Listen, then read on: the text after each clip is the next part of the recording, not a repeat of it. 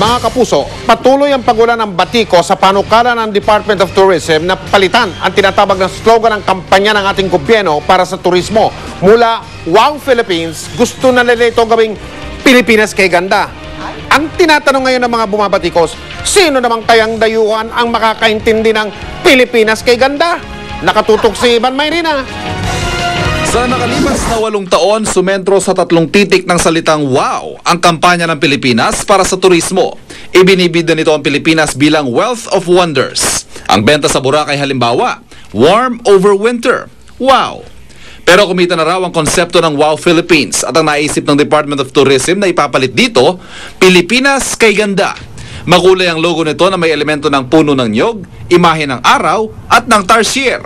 To create a new buzz, to create a new excitement, kailangan may bago. Usually when there's a new brand in the market, may new excitement eh. Pero sa ngayon, hindi excitement, kundi batikos ang tinatamasa ng Pilipinas kay ganda. Unang-una na rito lumikha sa Wow Philippines ang dating Tourism Secretary na si Richard Gordon. Lahat ng nakikita kong mga halos na mga copy strategy or copy claim ng ibang bansa, talagang international ang lingwahe and most of the time English, no? Etong wow, internationally accepted feeling of acclamation. Dahil yung reason why they travel is dahil, malaman yung ibang kultura, ibang mga pagkain, no? They want to learn a new culture. So magandang paraan to para pakita na first of all we love our own country and we're using our own language to invite others. Pinulsuhan namin ng mga turista sa Intramuros kung anong tingin nila sa Pilipinas kay ganda. Our tourism department is thinking of coming up with a new campaign slogan for our tourism. It's called Pilipinas kay ganda. What do you think of that? Pilipinas Kay ganda. kay ganda. I don't know what it means. Pilipinas kay ganda. Kay ganda? Yeah. I can't translate that. Kay ganda? Kay ganda. It means the Philippines is so beautiful. Yes. Really. Sa mga nakalipas sa administrasyon, wikang Ingles ang gamit sa mga kampanya ng DOT. Halimbawa, ang Philippines, an island to remember at Where Asia Wears a Smile noong panahon ni dating Pangulong Marcos. Fiesta Islands noong panahon ni dating Pangulong Corazon Aquino at Islands Philippines at Bring Home a Friend noong termino ni dating Pangulong Fidel Ramos. Pero maliban sa lengguwahe, ilan pang kontrobersyang ibinabato sa Pilipinas kay ganda tourism campaign. Usap-usapan ngayon sa mga social networking site tulad ng Twitter na ang logo ng kampanyang Pilipinas kay ganda ay malaki raw ang pagkakahawig sa logo ng tourism campaign ng bansang Poland na Polska. Paliwanag ni Lim, tiningnan din daw talaga nila ang mga logo ng iba't ibang bansa, pero di raw sila nangopya. Hindi naman considered plagiarism yung paggamit ng same font. Iba naman yung kulay, iba yung wala naman silang kay ganda.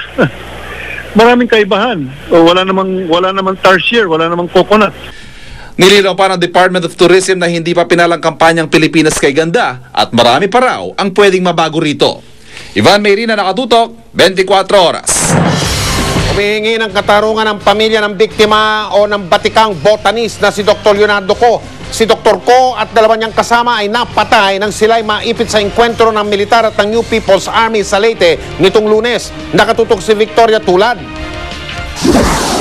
Hindi matatawaran ang dedikasyon ng botanist na si Dr. Leonardo Co. Ilan lamang sa kanyang mga kontribusyon ang pagtulong sa paglalathala ng unang manual sa bansa na tungkol sa mga halamang gamot at ang pagdiskubre sa isang bagong species ng bulaklak na ipinangalan sa kanya, ang Rafflesia leonardii. Napatay si Co at ang dalawa niyang kasama matapos madamay sa crossfire ng AFP at NPA sa Cananga, Leyte noong Lunes. 4 na buwan sana magtatrabaho si Co sa Leyte para sa proyektong binhi ng Energy Development Corporation o EDC. Ayon sa pamilya ni Co, may koordinasyon ng EDC sa militar na nasa Leyte kaya hindi nila alam kung paano nadamay sina Co sa putukan. Depensa naman ng AFP, alam nila na nagsasagawa ng field research sina Co pero hindi nila inaasahan na pupunta ang grupo nito sa masukal na lugar kung saan karaniwang nagtatago ang NPA. Kung sakasakali man na alam namin na may nagtatrabaho sa area na yon, hindi po dun sa particular area na masukal na area na yon. Nakakita po kami ng mga kalaban, ng mga communist terrorists, pumutok po sila, kaya nag-answer fire po yung tropa ko. And unfortunately, within the same area, malapit na malapit, nandun din po nagtatrabaho yung sinasabi nating EDC personnel led by Dr. Ko. Nag-iimbestiga na ang AFP. Matinding pangungulila naman ang pinagdaraanan ng mga kaanak at kaibigan ni Ko. Mano talaga, mabait, wala kami masasabi sa kanya, hindi swell na bata. Kumusta pa yung pamilya niyo ngayon? Hindi ko ba shock talaga eh. The best botanist the Philippines had. But more than that, it's a great loss to the world. Hiling nila, hustisya. Victoria Tulad, nakatutok, 24 oras. Chika Minute!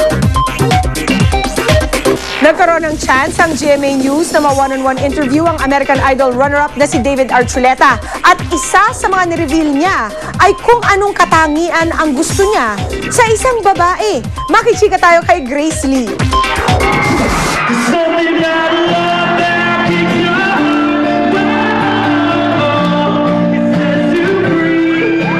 Ibinigo ni American Idol Season 7 runner-up David Archuleta ang mga fans na dumaksa sa kanyang concert.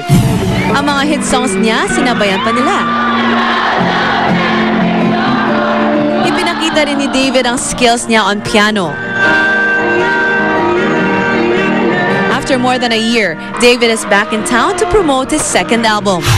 Catchy ang title nito na The Other Side of Down. But still, it reflects his positive outlook. What is the other side of down? Okay, so are you... The other side of down is up. You know, life is hard, but life is good. Mas sure na rin daw ngayon ni David sa impact na gusto niyang malikha ng kanyang musika. I wanted to show the fun side of David because this was my last chance to make an album while I'm still a teenager. Right, because you're turning 20 next month. Congratulations! Thank you. Even if he's entering his 20s, di naman daw nagmamadali si David na maka-love life. Pero sa lyrics ng isa niyang kanta, sinabi niya kung ano ang gusto niya sa isang babae. She's anything but typical. You know, a sweet surprise, no matter what, she's looking at the bright side. And I think those are important things. I think there's so much more to girls that really you can be drawn to and attracted to that will last so much longer than just the way they look. You know? Oh, I love you! We love you! Mahal ko kayo, all the Filipino fans. Thank you so much. Grace Lee updated sa showbiz happenings. Good luck. Ngayon po ang huling araw ng pagdiriwang ng mga kababayan nating Muslim ng Eid al-Adha o yung tinatawag ng Feast of Sacrifice. Nagsimula po yan nitong Martes at noong Martes po ay daang-daang baka ang kinatay bilang alay. Nagbabalik o narito po ang pagbabalik ni Marisol Abduraman.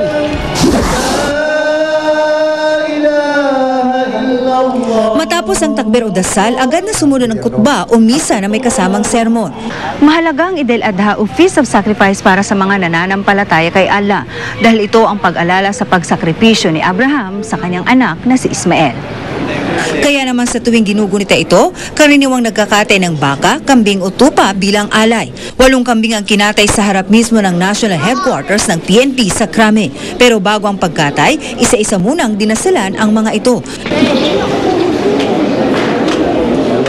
Inna salati wa nusuki, which means that my prayer and my slaughtering lillahi rabbil alamin for Allah's will. Happy kami na siyempre ay nagbigay ng ating Philippine National Police ng mga pagkain. Pamilya ang nagsalo. With a simple ceremony of prayer, syempre kailangan malakas yung nandun yung spirit na paghingi mo ng tawad or pag-sacrifice mo. Sa Zamboanga City naman, halos 400 baka ang kinatay sa pagdiriwang ng Eid al-Adha. Bigay ito ng Turkish government na ipinamahagi sa mga mahihirap na mga Muslim. Bata matanda naman ang nagdiwang ng Eid al-Adha sa Ilocos Norte. Significance itong Eid al-Adha ay yung una, obedience, pangalawa yung patience, at pangatlo yung peace. Marisol Abduraman, nakatuto, 24 oras. Susunod, ang pamamasyal ng mga anak ni Raymar Santiago sa taping ng Bantatay. Tutukan yan dito sa 24 Oras.